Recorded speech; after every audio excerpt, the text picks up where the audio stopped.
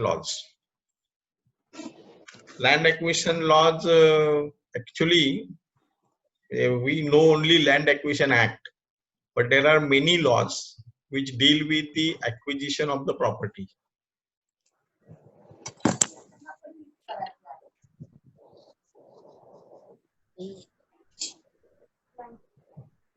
And that list is given in the recent enactment of right to fair compensation act. म्हणजे त्याचं नाव खूपच मोठं आहे, right to fair compensation and transparency in land acquisition, rehabilitation and resettlement act. त्याच्यामध्ये आपल्याला माहित नसलेले highways, national highways act आहे, ज्याच्या खाली प्रॉपर्टी अक्वायर होते. त्याच्यानंतर डिफेन्स ऍक्ट आहे, मेट्रो रेल्वेज ऍक्ट आहे, Indian tramways act, atomic energy act, नंतर coal bearing areas acquisition development act, railway act, electricity act. हे सगळे ऍक्ट मध्ये acquisition proceedings can be initiated in respect of a land. Primarily under constitution, you know that initially it was right to property a fundamental right. Subsequently, right to property has been removed as a fundamental right, and now it is included in Article 308 deals with the property cannot be acquired or taken over without due process of law, and this due process of law will in turn mean that without following the procedures contemplated under various acquisition laws. Now, land acquisition is a state subject as well as the central subject. This is the concurrent list. That is why there are state laws which are also dealing with the acquisition of the property. For example, Maharashtra Regional Town Planning Act, किंवा Project Affected Persons Resettlement Act. These are various enactments which are dealing with the acquisition of the land, like a agricultural ceiling, Maharashtra Agricultural Ceiling Act. So these are also the state enactments, and thus there were too many enactments in the land acquisition field. The first and foremost which you all know is the Land Acquisition Act. It is dated back जवळपास 120 वर्ष झाली. 1894 चा act आहे तो.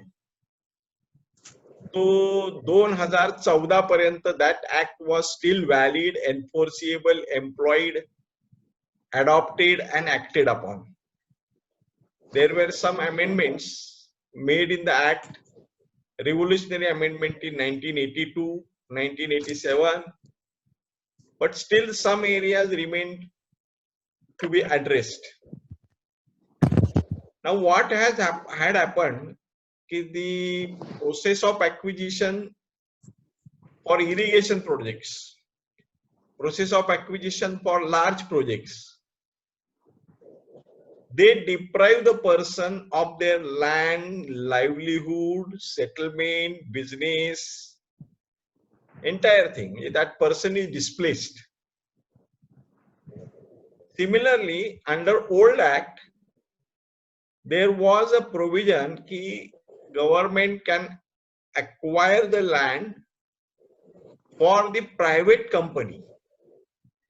If a private company, suppose the Tata or Reliance wants to set up a plant near Pune, then they will simply apply to the collector or commissioner mentioning their requirement, and then commissioner or collector may, under the Land Acquisition Act 1894, he had a powers to initiate acquisition proceedings for the private company. So this all scenario was there under the Land Acquisition Act 1894. Now, before we go to the revolutionary change law, that is a Right to Fair Compensation Act, we must know what is the Land Acquisition Act initially. So as I told you, land acquisition is a depriving a person's land or a property, or it's his earning, benefits arising out of land is also a land defined under that act. So these provisions under original Land Acquisition Act, what were they and what was the process, that we must know first before we go to the Right to Fair Compensation Act. Now, Right to Fair Compensation is my own personal involvement in a latest Constitution Bench judgment. It is a judgment of 5 judges under the new enactment, because there is a provision under old enactment and the provision under the new enactment. Curiously, provision अशी होती, पहिलं आपण 1894 समजून घेऊ, मग त्याच्यामध्ये काय amendment झाल्या होत्या 82 ला त्या समजून घेऊ, आणि मग आपण right to fair compensation act कडे येऊया. ते एक घटना मात्र तुम्हाला सांगतो which is interesting. Right to fair compensation act खाली सेक्शन 24 एक आहे, ज्याच्यामध्ये अशी प्रोव्हिजन आहे की जर कॉम्पेन्सेशन दिलं नसेल किंवा ताबा घेतला नसेल, तो ऍक्ट येण्याच्या 5 वर्ष आधी, म्हणजे 1/1/14 ला तो ऍक्ट आला, 5 वर्ष म्हणजे 1/1/2009 म्हणा, तोपर्यंत जर त्या दोन्ही गोष्टी केल्या नसतील तर ऍक्विजिशन प्रोसिडिंग लॅप्स होतात आणि पुन्हा ऍक्विजिशन नवीन कायद्याखाली करावं लागतं. That is was the issue. त्याच्यामध्ये पुण्याची case Harakchand Solanki versus Pune municipal corporation 2014 मध्ये, त्याच्यामध्ये इंटरप्रिटेशन सुप्रीम कोर्टाच्या 2 जजेसनी असं केलं की if the compensation is not paid, ते पेडचं बरंच त्यांनी डेरिव्हेटिव्ह काढले, पेड म्हणजे टेंडर केलं पाहिजे किंवा त्याला प्रत्यक्ष दिलं पाहिजे, तसं दिलं नसेल तर ते ऍक्विजिशन लॅप्स झालेलं आहे. In that case, it was held that it is lapsed, and that case was subsequently followed by 2 other benches and some high courts. 2016-17 ला किंवा 18 ला इंदोर डेव्हलपमेंट अथॉरिटीची नवीन केस आली, त्याच्यामध्ये पुन्हा 2 जजेसनी बरोबर उलट मत व्यक्त केलं. गंमत अशी आहे की त्या दुसऱ्या 2 जजेसनी हे जजमेंट हरकचंद सोळंकीचं रेफर केलं, परंतु त्याच्यामध्ये एकच रिमार्क केला की ते जजमेंट हे पर क्युरियम म्हणजे against the provisions or in ignorance of law आहे आणि म्हणून ते बाइंडिंग नाही, आणि वेगळं मत व्यक्त केलं. हे अनप्रेसिडेंटेड आहे, कारण लीगल हिस्ट्रीमध्ये किंवा लीगल डिसिप्लिन मध्ये ज्यावेळेला 2 जजेसचं बेंच दुसऱ्या 2 जजेसच्या बेंचच्या जजमेंटच्या विरुद्ध जाऊ इच्छित, तेव्हा the best and the normal course is to place it before the chief जज and the Supreme Court Chief Justice for constituting the larger bench. So that had happened, and thereafter there was an uproar. म्हणजे ते 5 जजेसनी मुलाखत दिली, त्याच्यामध्ये हा एक point होताच. मग ते 5 जजेसचं बेंच नंतर कॉन्स्टिट्यूट झालं आणि ते 5 जजेसचं जजमेंट ते आलेले. That we will see in a second part. So this has happened in this land acquisition cases. Now going to the core or a basic law of 1894, तो काय आहे? तर 1894 चा लॉ असा आहे की लँड जर पब्लिक पर्पज साठी हवी असेल by the government, then in that case the government officer will decide whether the land is required for public purpose. आणि पब्लिक पर्पज ची डेफिनेशन थोडी लिमिटेड होती, नंतरच्या एनॅक्ट मध्ये ती खूपच वाईड केलेली आहे. पण पब्लिक पर्पज साठी जर हवी असेल, म्हणजे for purpose of government, some may be setting up some bus station or setting up some market, So this may be the various public purposes or a construction of some factory of the government. So for this purpose, if it is necessary for the government to acquire the land, then in that case officer assesses and decides that land is required, land is necessary.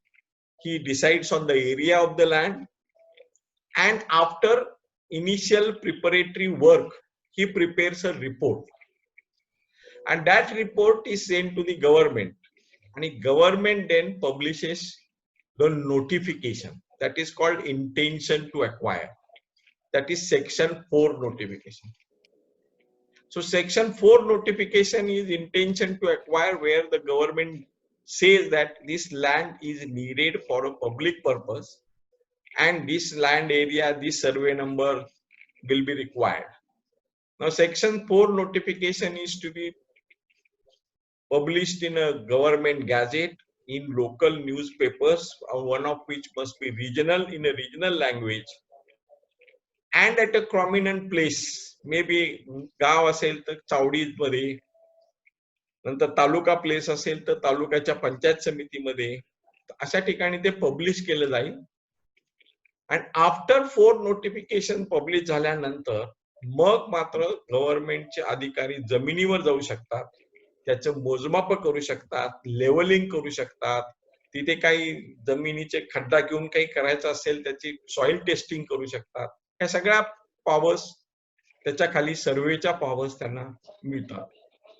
आणि या वेळेला जर काही नुकसान झालं, काही एखादं झाड पाडलं किंवा एखादा असलेला विहीर विझवली, तर त्याचं नुकसान भरपाई मात्र त्या शेतकऱ्याला किंवा मालकाला मिळण्याचा अधिकार आहे, आणि ते कलेक्टर डिसाइड करू शकतो अर्ज केल्यावर.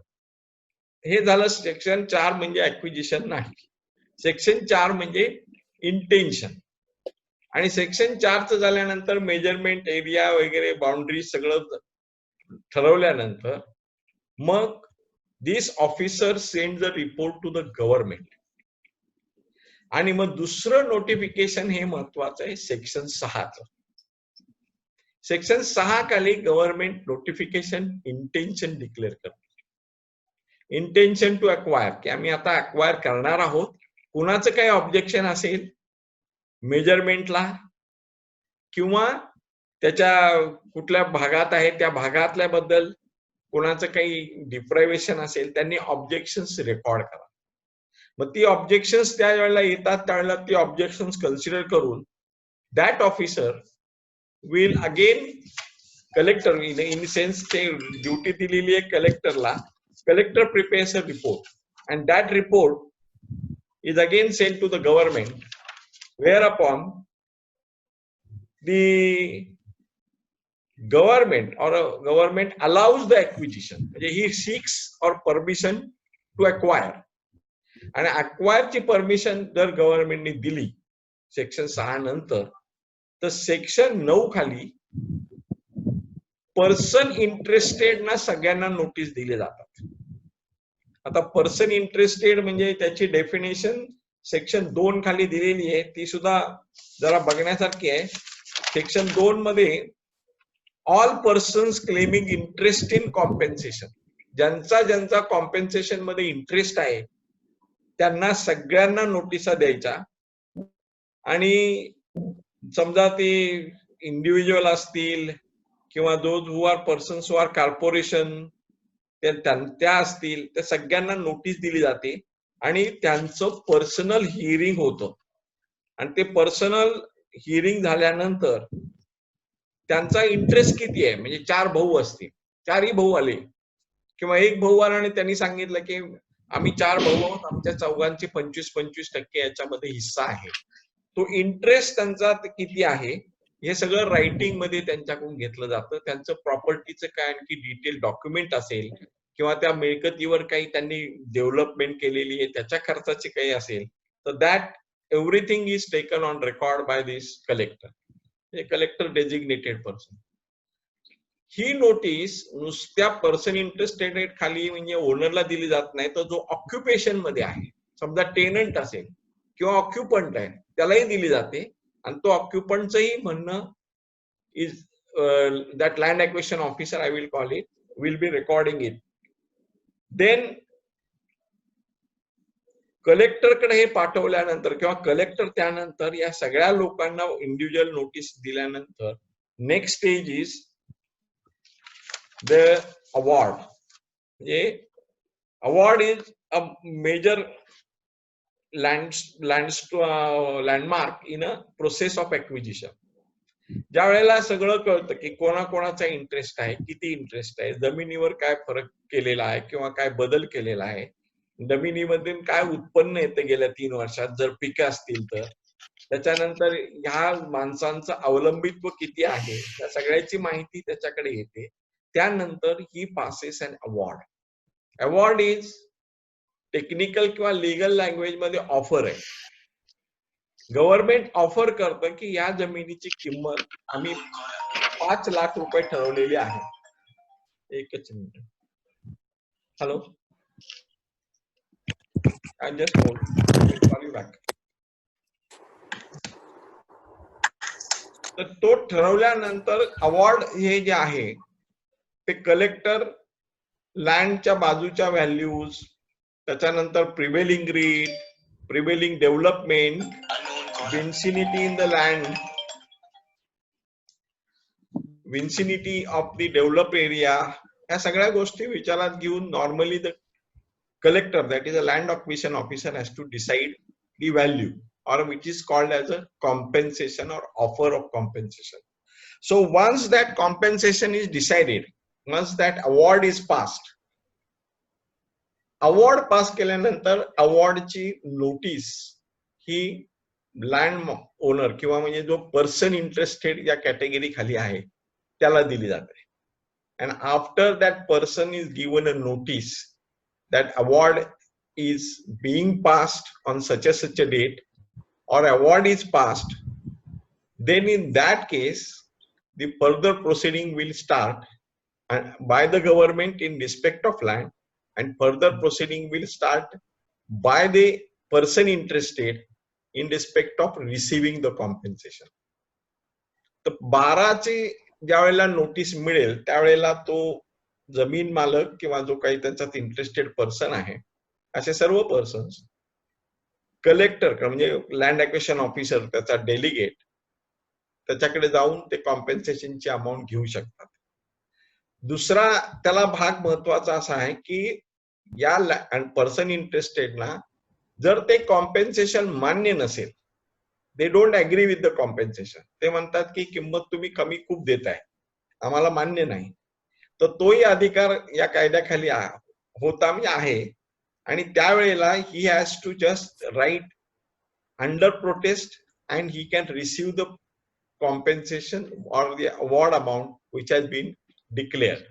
Now he can receive that award amount and record his protest. After recording the protest, the option to the landholder is to request the collector kiwa land acquisition officer by an application that please send this matter with all the papers, म्हणजे the notices, then whatever the statement document submitted to the land acquisition officer to the court, that is a principal court of original jurisdiction, which is normally a district court. Now there are delegates.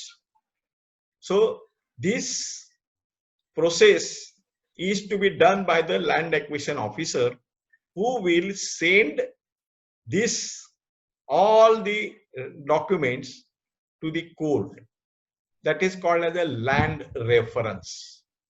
So it is a land acquisition officer who sends an application to the court. It is not the owner.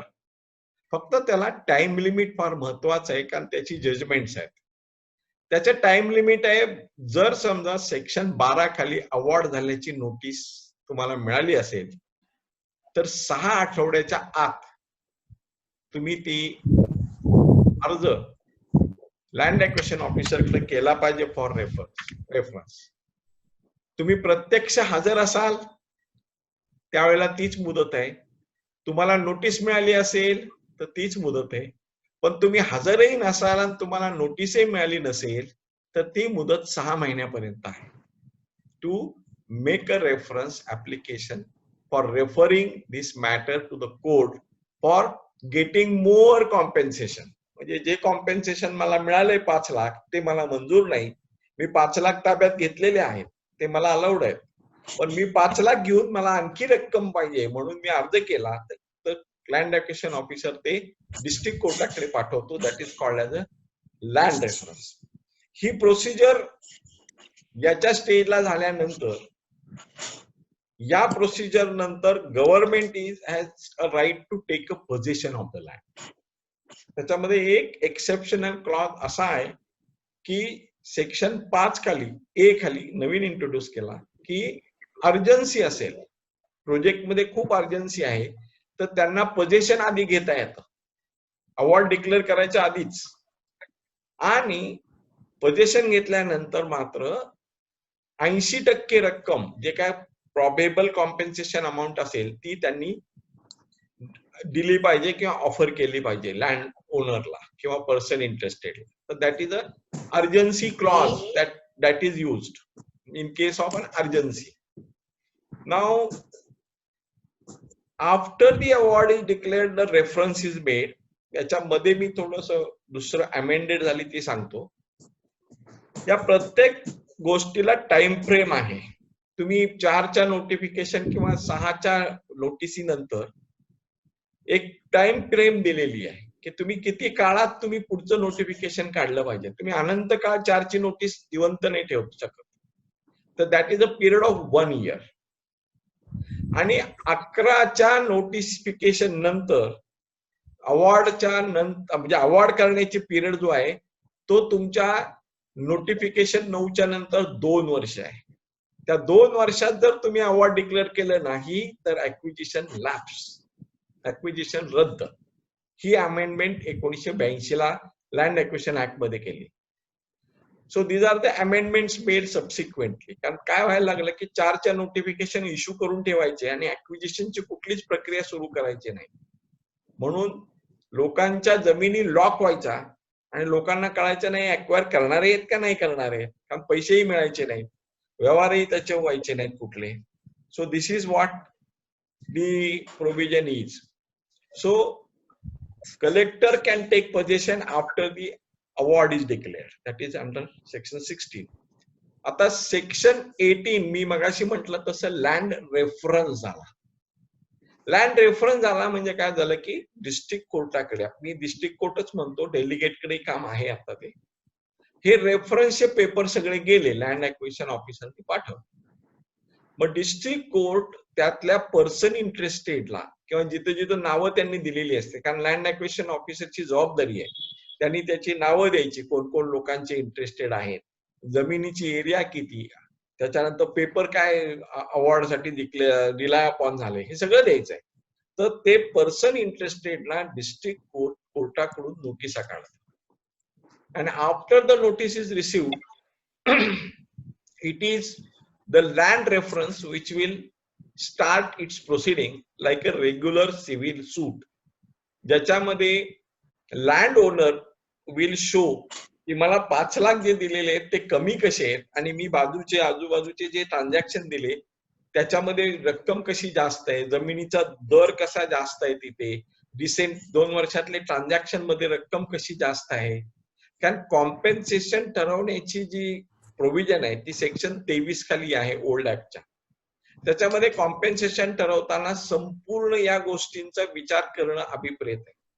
That is what is the land quality, what is the accessibility of the land, what are the amenities available near by the land, what is the probable or a prospective development of the land, where it is a land near the city or any develop project, and whether the land has all the amenities like light, air, electricity, water, drainage, everything.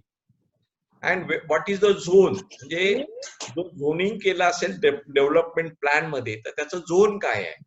So if it is potentially developable land, म्हणजे त्याचे plot पाडून त्याचे फुटानी विकता येतील अशी जर land असेल तर त्याची कॉस्ट नक्की जास्त होते. या कॉम्पेन्सेशन डिटरमाइन करताना त्या पॅरामीटर वापरले जातात आणि 23 खाली कोर्ट 18चा रेफरन्स विचार करताना या सगळ्या पॅरामीटर्सचा विचार करून जर समजा रक्कम एक्स ठरवली असेल किंवा 5 लाख, त्याची क्लोट करण्याची 15 लाख हे करू शकतो. So that is called as a award which is modified by the court, किंवा what is the amount declared to be paid as a compensation to the interested person. So this is the procedure where the owner gets a right to get an enhancement. मुख्य गोष्ट underline अशी आहे की acquisition of a land is a eminent domain, म्हणजे सरकारचा हक्क आहे. Nobody can say that you cannot acquire my land unless there is a colorable exercise of the executive power. म्हणजे जमीन काही गरज नाहीये, शेजारी मोठा प्रोजेक्ट झालेला आहे, असं असतानाही लँड ऍक्विजिशनच्या प्रोसिजर नोटिफिकेशन 4चं इश्यू केलेलं आहे, किंवा when the land is not needed for the purpose because already that purpose is achieved on the part of the government. In those cases it will be directly challengeable before the High Court or Supreme Court that acquisition is bad. But that is a basic or core challenge. Otherwise acquisition जे आहे that is a function of the state government as a welfare or a central government as a welfare government to acquire the lands for various projects, various schemes, various welfare activities. म्हणजे bus station बांधायचंय, railway station बांधायचंय, पूल बांधायचा आहे, धरणाचं पाणी कॅनॉलनी न्यायचंय. So these will come under the land acquisition. So this will, the section 18 that will follow the section 23, that is the compensation. Compensation मध्ये महत्वाचा मुद्दा आहे की तुम्ही मूळ रक्कम जी आहे त्याची ठरलेली ती तर देताच, पण त्याचं डिप्रायव्हेशन होतं. 2 प्रकारचे आणखी त्याच्यामध्ये क्लॉजेस येतात की जर समजा माझी 10 एकर जमीन आहे आणि त्यातली तुम्ही फक्त तुमच्या प्रोजेक्टसाठी 8 एकरच घेतली, त्याचा अर्थ माझी 2 एकर आहे ती मला इतकी युजफुल नाही जेवढी एकत्र 10 एकर असताना जमिनीतून उत्पन्न येत होतं. त्याला काय म्हणता येईल, इंजुरियस अफेक्शन. म्हणजे मला राहिलेल्या तुकड्यात काही एवढं उत्पन्न येणारच नाहीये. आणि दुसरं दॅट इज दी डिप्रायव्हेशन, म्हणजे टोटल डिप्रायव्हेशन, म्हणजे मला पूर्णपणे त्या गाव सोडून दुसऱ्या गावाला नवीन धंदा, नोकरी, पाणी शोधायला जायला लागेल. So these are all the factors. Injurious affection असेल किंवा सिव्हिअरन्स असेल, म्हणजे एक चिंचोळी पट्टी फक्त माझ्यासाठी ठेवलेली आहे आणि माझ्या जमिनीचा रस्ता मधून गेलाय, त्या रस्त्याने 2 तुकडे केलेत आणि 2 तुकड्यामध्ये मी इकडेही पेरू शकत नाही एवढा तुकडा आहे, इकडेही पेरू शकत नाही एवढा तुकडा ठेवलाय. In those cases it is called as a injurious affection आणि severance. So they all factors are considered while granting or deciding the compensation. त्याच्यावर तुम्हाला व्याज मिळतं 12% आणि प्लस सोलॅशियम.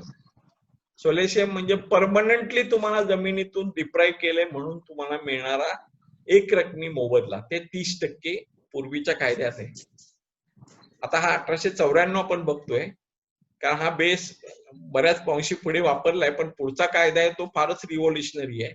कारण त्याच्यामध्ये आता पुढचा जो कायदा आहे राईट टू फेअर कॉम्पेन्सेशन, त्याच्यामध्ये तर लोक म्हणतात आमची जमीन घ्या, इथपर्यंत तो कायदा मालकांना किंवा जमीन ज्यांची जाती त्यांना फायदेशीर आहे. So now this is what the provision under section 23 आहे. त्याच्यानंतर वी गो टू सेक्शन 30. आता ज्या वेळेला कलेक्टरकडे किंवा लँड ऍक्विजिशन ऑफिसरकडे 4 भाऊ एकत्र येतात, त्यांच्या रकमेबद्दल वादच घालत नाहीत. ते वाद काय घालतात की मी जमिनीतनं माझा हिस्सा एवढा आहे, आपलं वाटप पूर्वी झालंय, किंवा एक तिसरा आगंतुक ऑक्युपायर येतो, तो म्हणतो ही जमीन माझ्याच ताब्यात आहे गेले वर्षानुवर्ष, त्यामुळे कॉम्पेन्सेशनची सगळी रक्कम मलाच मिळाली पाहिजे. अशा पद्धतीचा जर वाद असेल किंवा मालकी हक्काबद्दलचा वाद असेल किंवा रक्कम डिवाइड कशी करायची याचा वाद असेल, तर यासाठी सुद्धा there is another provision under Land Acquisition Act which is called under section 30 reference. म्हणजे जी रक्कम मिळाली आहे, समजा 5 लाखात ते सगळे भाऊ खुश आहेत, पण कुणी घ्यायचे पैसे याच्यावर वाद आहे. तर त्या वादासाठी लँड ॲक्विजिशन ऑफिसर ते सगळं प्रकरण पुन्हा कोर्टात पाठवेल, and that is called as a land reference under section 30. आणि कोर्ट विल डिसाइड की यांचं टायटल कसं आहे, कुणाचा किती हक्क आहे. म्हणजे चुलत चुलत भाऊ असू शकतात, डायरेक्ट इनहेरिटन्स मध्ये हिस्सेवारीमध्ये त्यांचा वाद असेल, तुझा किती हिस्सा आहे, माझा किती हिस्सा आहे, तर या हिस्सेवारीचं काम हे कोर्ट, डिस्ट्रिक्ट कोर्ट ठरवेल. and that is called as a reference for apportionment. आता याच्यामध्ये एक सेक्शन 31 आहे, तो महत्वाचा आहे जुन्या कायद्यातला. तो मी फक्त तुम्हाला सांगतो कारण तो नवीन कायद्यामध्ये एक वादाचा मुद्दा त्याच्याबद्दलचा झालेला आहे. Now section 31 is about after this apportionment वगैरे जे मी म्हटलं तसं, वाद असेल तर कोर्टात पाठवा आणि कोर्टात पाठवून तो वादाची रक्कम आपापसातली ठरवा. Now 31 says about the deposit or a tender. It is a duty of the land acquisition officer, which is collector named in the act, that he shall tender or deposit the amount of the compensation amount decided by him. आणि जर समजा कोणी घ्यायला नाहीये किंवा घेणाऱ्या माणसाला ती हक्क तो दाखवू शकला नाही की तुला काय द्यायची त्याच्याबद्दल, तर in that case also he has to deposit the amount of the compensation in the court to which the reference under section 18 has been made. आता याच्यात थोडीशी लॅक्युना टाईप आहे, कारण जर रेफरन्सच केला नाही, 18 खाली रेफरन्स केला नाही आणि 30 खाली पण रेफरन्स नसेल, पण याच्यामध्ये मात्र ती जबाबदारी लँड ॲक्विजिशन ऑफिसरवर टाकलेली आहे. आणि पर्सन इंटरेस्टेड जर तो आला नाही किंवा त्याला येऊ शकला नाही, तर त्या माणसाची बद्दलची सगळी रक्कम, त्यांची सगळी रक्कम ही डिपॉझिट करायची किंवा टेंडर करायची. हा पुढे वादाचा मुद्दा आहे, कारण टेंडर म्हणजे काय किंवा टू गिव्ह अन अमाऊंट म्हणजे काय, ह्याचे इंटरप्रिटेशन पुढच्या ऍक्ट मध्ये तो वादाचा मुद्दा झालेला आहे. कारण काही वेळेला लोक अमाऊंट कॉम्पेन्सेशनची घ्यायला जातच नाहीत. पूर्वीच्या काळी काय व्हायचं की the amount was very less, per acre 500 1000 असे रुपये द्यायचे. आता त्या लँड ॲक्विजिशनची किंमत खूप आहे म्हणून ते वेगळं लिटिगेशन आहे.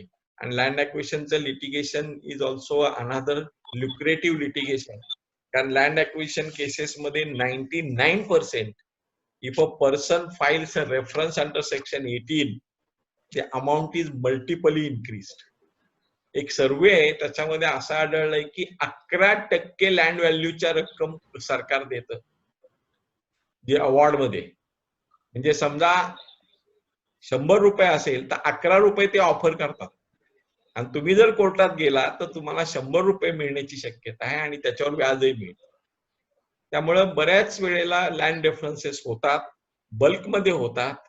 लँड रेफरन्सेसचे काम करणारे आणि लँड रेफरन्सेसचं काम करून काही काही वकील प्रचंड श्रीमंतही झालेले आहेत, कारण लँड रेफरन्स मध्ये पैसे डायरेक्ट कोर्टात डिपॉझिट होतात. तर या कायद्यामध्ये पुढे बदल असा झालेला आहे की समजा एकत्र एकाच नोटिफिकेशन मधले लोक आहेत, सेक्शन 4च्या आणि सेक्शन 9च्या, कारण अख्ख्या गावातले सगळे एकाच नोटिफिकेशन मध्ये घेतात ना जवळजवळच्या लँड्स. त्यातल्या 4च जणांनी लँड रेफरन्सचा अर्ज केलाय, अवॉर्ड डिक्लेअर केलंय.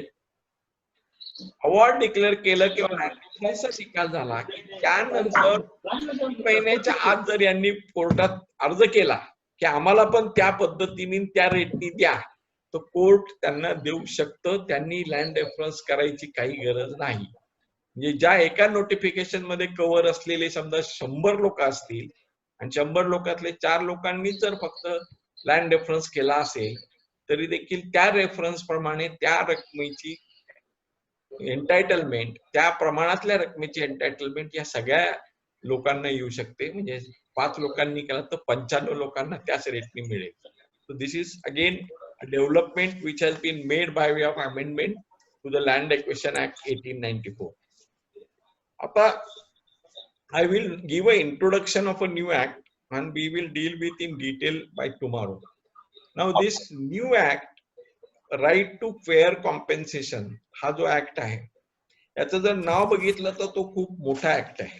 Right to fair compensation and transparency in land acquisition. त्याच्यामध्ये दोन शब्द महत्वाचे, रिहॅबिलिटेशन अँड रिसेटलमेंट ऍक्ट. आता तुम्हाला बऱ्याच जणांना माहिती आहे का, I don't, project affected person resettlement act असा ऍक्ट महाराष्ट्रामध्ये आहे. इव्हन प्रत्येक राज्याने तसा ऍक्ट केलेला आहे. म्हणजे धरणाखाली जे जमीन गेलेली आहे किंवा एखाद्या प्रोजेक्टसाठी जमीन गेलेली आहे, पॉवर प्लांट किंवा एखादा मोठा प्रोजेक्ट आहे, त्या लोकांच्या पुनर्वसनासाठी जमीन संपादन करून त्यांना जमिनी देणे असा एक कायदा आपल्याकडे आहे. तर तशा प्रकारचा कायदा हा या लँड ॲक्विजिशन लॉ मध्येच येतो. मी तुम्हाला सुरुवातीला सांगितलं की हे कॉन्करंट लिस्ट मधला सब्जेक्ट असल्यामुळे स्टेटने सुद्धा ॲक्विजिशनचे लॉ केलेले. इव्हन सेंटरचे सुद्धा, समजा हायवेला जमीन पाहिजे, एखाद्या माइन मिनरल साठी जमीन पाहिजे किंवा डिफेन्स साठी जमीन पाहिजे, त्यांनी त्यांचे लॉ पुन्हा वेगळे केले. डिफेन्स ऍक्ट वेगळा केलाय, हायवेज ऍक्ट वेगळा केलाय, माइन मिनरल्स ऍक्ट वेगळा केलाय. आता या ऍक्ट मध्ये जसं आपल्याकडे Maharashtra regional town planning act आहे, समजा पुणे म्युनिसिपल कॉर्पोरेशन, पुण्यामधल्या ज्या मेट्रोपॉलिटन एरियामध्ये रस्ते करायचे, गार्डन करायचे, हॉस्पिटलला जागा ठेवायची, शाळांना जागा ठेवायची, तर आपल्याकडे डेव्हलपमेंट प्लॅन केला जातो आणि डेव्हलपमेंट प्लॅन मध्ये ते रिझर्वेशन केलं जातं. तर या संपूर्ण या सर्व कायद्यांमध्ये वेगवेगळ्या कॉम्पेन्सेशन ठरवण्याची पद्धत पुन्हा वेगवेगळी आहे. हा फार म्हणजे वेगळाच प्रकार आहे. कारण कॉम्पेन्सेशन लँड ॲक्विजिशन ऍक्ट मध्ये जे मी सांगितलं मगाशी की जे जे फॅक्टर सगळे विचारात घेऊन कॉम्पेन्सेशन ठरवा, तसं नाहीये. हे प्रत्येक कायदे वेगवेगळे कॉम्पेन्सेशनचे पॅरामीटर ठरवतात.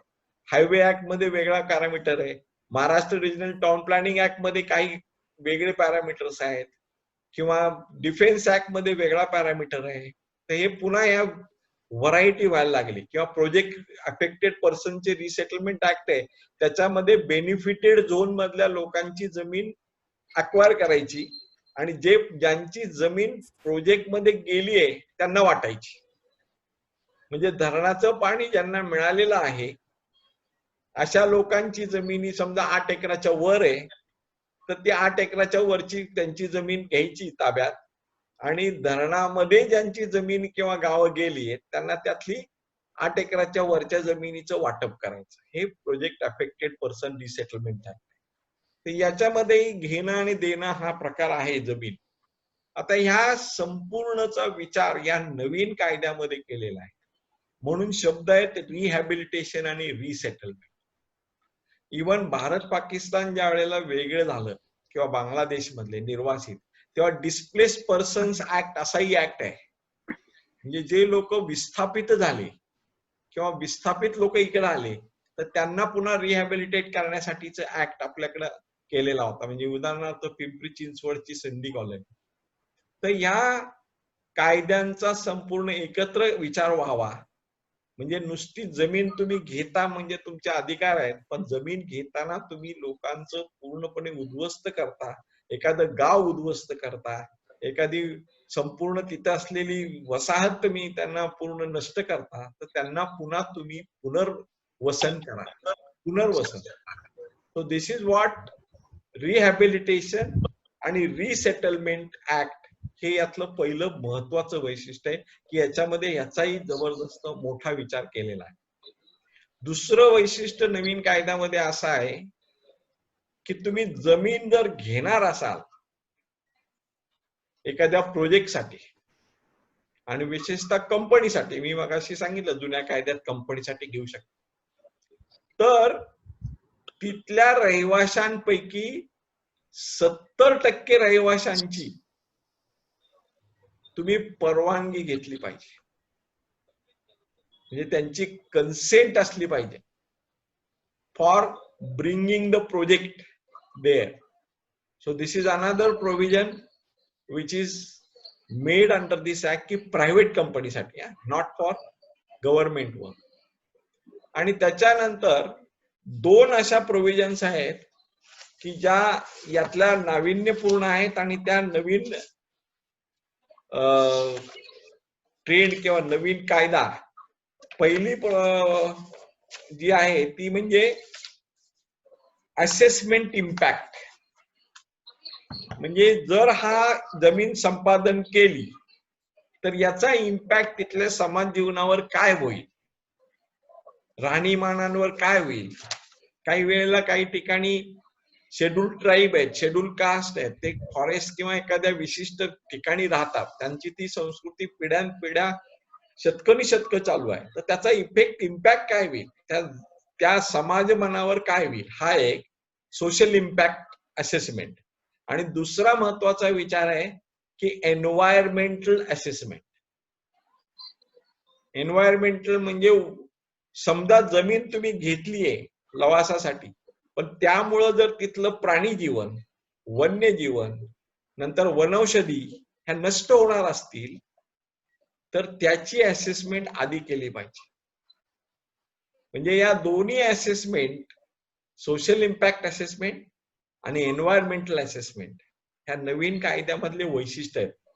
म्हणजे राईट टू फेअर कॉम्पेन्सेशन मध्ये हे दोन्ही अंतर्भूत केलेल्या गोष्टी आहेत की ज्या सरकारने आधी करायच्या.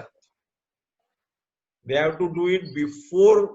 मी मगाशी सुरुवात करताना सेक्शन 4 जेव्हा सांगितला होता त्यावेळेला 4 मध्ये मी म्हणलं होतं की तो ऑफिसर जातो, ऑफिसर ठरवतो की जमीन बाबा या रस्त्यासाठी किंवा इथे हॉस्पिटल होण्यासाठी योग्य आहे आणि तो अहवाल तयार करतो. तर आता तो अहवाल जो आहे ना तो ह्या दोन्ही गोष्टी अंतर्भूत करून होतो. म्हणजे social impact assessment, environmental assessment. आणि तो रिपोर्ट मग गव्हर्नमेंटकडे जातो आणि देन गव्हर्नमेंटच्या एक्सपर्ट बॉडीकडे, आणि ते ओपाइन करतात की yes you can go ahead, or they will say no, don't go ahead, you cannot go ahead because it will affect. Then the government will decide. आणि मग सेक्शन 4 जुना आणि आताचं सेक्शन 11 याच्या खाली पहिलं नोटिफिकेशन इश्यू केलं जातं. That is a notification for declaring intention to acquire the land for a public purpose. आणि आता या नवीन कायद्यातला तिसरा महत्वाचा आणि मूलगामी बदल जो आहे तो पब्लिक पर्पजचा आहे. पूर्वीच्या कायद्यामध्ये पब्लिक पर्पज म्हणजे गव्हर्नमेंटला जे वाटतं तो पब्लिक पर्पज. आणि काय झालं 80-90च्या दशकामध्ये सुप्रीम कोर्टाने बरेचसे निकाल, जजमेंट असे दिले की जे काही गव्हर्नमेंट ठरवेल ते पब्लिक पर्पज आहे, तुम्ही यू डोंट क्वेश्चन. तुम्ही ते पब्लिक पर्पज नाही म्हणून आमच्याकडे येऊच नका. हा अशा प्रकारचा एक निर्णयांचा संपूर्णपणे ट्रेंड होता. So now the public purpose was settled की whatever the government decides to acquire is a public purpose. Then it has now become necessary to identify, specify public purpose.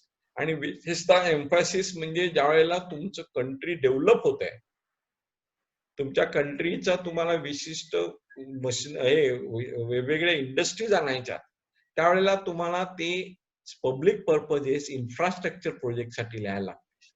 You will have to write that it is also required for infrastructure project. तर public पर्पजची मोठी definition याच्यामध्ये केलेली आहे, ती exhaustive नाहीच आहे, पण त्या डेफिनेशन मध्ये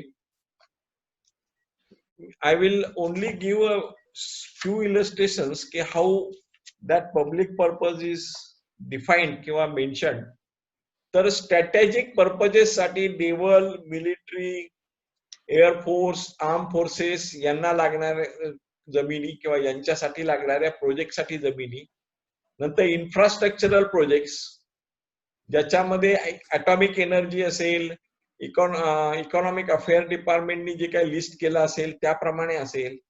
त्याच्यानंतर ॲग्रो प्रोसेसिंग युनिट्स म्हणजे ऍग्रिकल्चर रिलेटेड जे आहेत ना, कोल्ड स्टोरेज, नंतर warehousing, marketing, infrastructure, dairy, fishery, meat processing, हे सेटअप करायसाठी करण्यासाठी गव्हर्नमेंटनी ओन केलेला असेल प्रोजेक्ट किंवा फार्मर्सची कोऑपरेटिव्ह सोसायटीनी ओन केलेला असेल तर तो प्रोजेक्ट पब्लिक पर्पज होईल.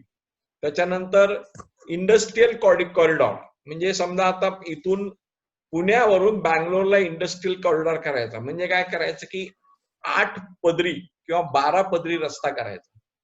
त्या रस्त्याच्या बाजूला समजा शिरवळ आहे, खंडाळा आहे, ह्या जमिनी शिरवळ खंडाळाच्या संपूर्ण ऍट ए टाइम डेव्हलप होणार. फास्ट लेन डेव्हलप झाल्यामुळे तिथे तयार होणारा माल हा मेट्रो सिटी म्हणजे पुणे किंवा बँगलोरला अर्ध्या तासात पोहोचेल अशा प्रकारचे तिथे व्यवस्था रस्त्यामुळे कन्व्हेन्समुळे होणार आणि त्याच्या बरोबर तो तिथे 40, 50, 60 किलोमीटरवर ह्या पॉकेट्स असे डेव्हलप करणार. That is called as a corridor for industrial development. नंतर मायनिंग ऍक्टिव्हिटीज, नंतर नॅशनल इन्व्हेस्टमेंट आणि मॅन्युफॅक्चरिंग झोन हे झोन्स तयार करण्यासाठी. नंतर water harvesting project, water conservation project, नंतर गव्हर्नमेंट ऍडमिनिस्टर्ड किंवा एडेड एज्युकेशनल आणि रिसर्च स्कीम, नंतर sports, health care, tourism, transportation किंवा स्पेस प्रोग्राम हे सगळे पब्लिक पर्पज मध्ये घेतलेले आहेत. नंतर project for affected families, project affected families मी मगाशी म्हणलं त्याचा कायदा महाराष्ट्रात केलेला आहे. तर आता सेंट्रल गव्हर्नमेंटनीच हा कायदा केलेला आहे ज्याच्यामध्ये असे प्रोजेक्ट अफेक्टेड पर्सन साठी सुद्धा you can acquire the land. नंतर लो इन्कम ग्रुपच्या हाऊसिंग, त्याच्यानंतर plan development and improvement of the villages, urban areas. हे हा एक वादाचा मुद्दा होणार आहे कारण Maharashtra regional town planning act हे अस्तित्वात आहे ज्याच्यामध्ये